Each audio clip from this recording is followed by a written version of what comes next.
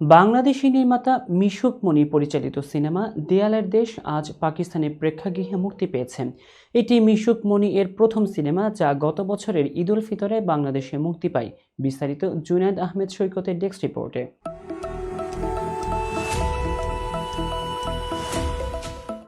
সিনেমাটির কেন্দ্রীয় চরিত্রে অভিনয় করেছেন জনপ্রিয় অভিনেতা শরীফুর রাজ এবং চিত্রনায়িকা শবনম বুবলী।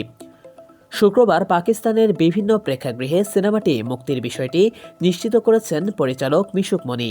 তিনি জানান, সিনেমাটি পাকিস্তানে বাংলা ভাষাতেই প্রদর্শিত হচ্ছে, তবে দর্শকদের জন্য এতে ইংরেজি সাবটাইটেল যুক্ত করা হয়েছে।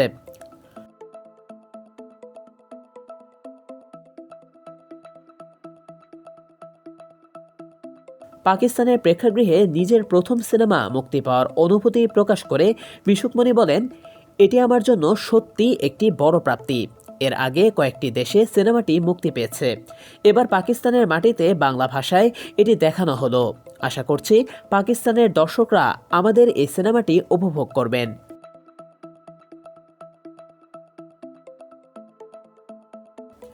মিশুক মনি আরও বলেন, গত বছর ছবিটি মুক্তির পর বাংলাদেশে দর্শক ও সমালোচকদের কাছ থেকে দারুণ প্রশংসা পেয়েছি।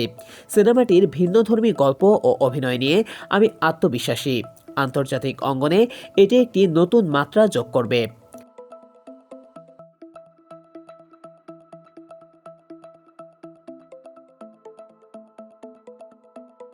সিনেমার গল্প ও চিত্রনাট্য মিশুক মনি নিজেই লিখেছেন।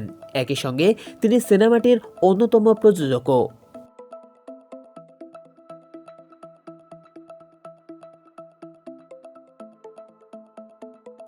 গল্পে নিম্ন শ্রেণীর দুই মানুষ রাজ ও বুবলির প্রেম দেখানো হয়েছে, কিন্তু এক পর্যায়ে বুবলি আত্মহত্যার সিদ্ধান্ত নেন। তার মৃত্যু ঘটে, কিন্তু ঘটনাচক্রে রাজ তার লাশ নিয়েই বসবাস শুরু করেন।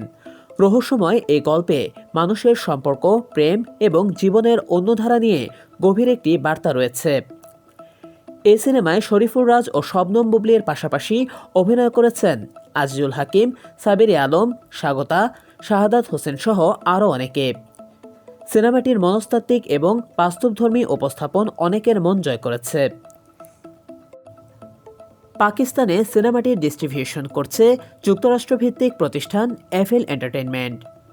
আন্তর্জাতিক অঙ্গনে বাংলাদেশি সিনেমার নতুন পরিচিতি ও গ্রহণযোগ্যতা তৈরির ক্ষেত্রে দেয়ালের দেশ গুরুত্বপূর্ণ ভূমিকা রাখবে বলে মনে করছেন বিশেষজ্ঞরা। দেয়ালের দেশ শুধু প্রেমের গল্প নয়, এটি জীবনের গভীর সত্যকে তুলে ধরে। বাংলাদেশের বাইরে এমন একটি সিনেমা মুক্তি পাওয়ায় মিশুক মনি নতুন এক দৃষ্টান্ত স্থাপন করলেন। বাংলাদেশের সিনেমা আন্তর্জাতিকভাবে যে এগিয়ে যাচ্ছে, এ সিনেমা তারই উদাহরণ।